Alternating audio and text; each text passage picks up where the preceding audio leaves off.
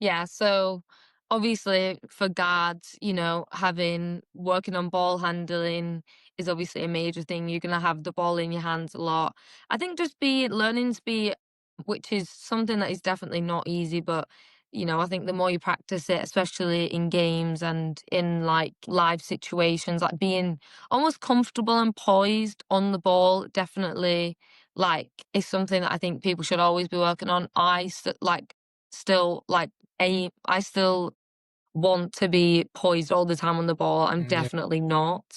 But that's something that I think is, something that we should all guards should definitely aim to kind of go for is just feeling comfortable. Like you don't even have to look comfortable at this point. Like just as long as you feel comfortable and poised, especially if you're a point guard, then that yeah, gives your teammates reassurance and obviously yourself reassurance that, you're cool, you can handle yourself. And then when it comes to, passing, it's just again like upping your IQ, making sure that you've done different types of passes. I think obviously levels you should work on both hands, being able to yes, pass. Like you don't know what situation you're going to be in. It's not always going to be a right hand pass. It's not even always going to be a left hand pass. You might have to jump start, use your footwork to get the pass through. So yeah.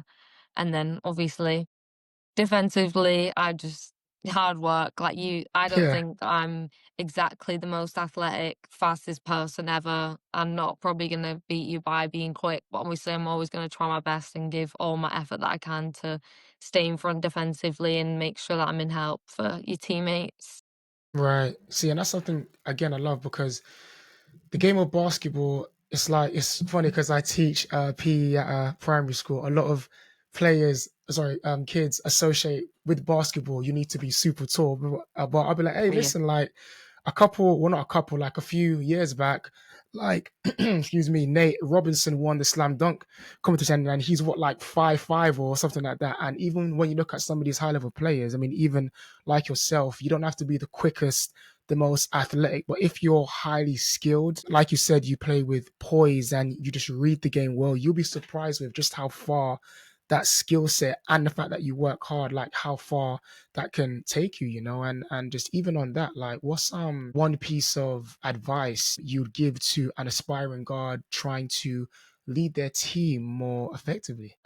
I would say if it comes to leading, especially just understand everyone's kind of habits, what they're good at, make sure that you're like just everyone well enough to know how to get the best out of them and what's going to be best for them on the Mm, floor. And I'd also say just, being able to, sometimes coach isn't always gonna a play or may not you may not hear what they call, etc. It's like yeah, being like the details enough in your system that like you see a mismatch, so you're like, right, I'm going to run this play and get this person in this mismatch. Like I would just say being attentive enough in knowing all the details in what you want to run or do defensively, so that what you at the end of the day, like you're the one on court at the end of the day.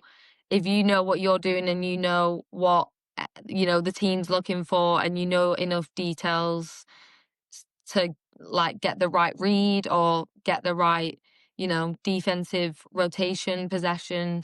It doesn't have to be perfect, but I would just say making sure you know the details so that when you're on court and you get put in that position, like you're ready. yeah, exactly, exactly.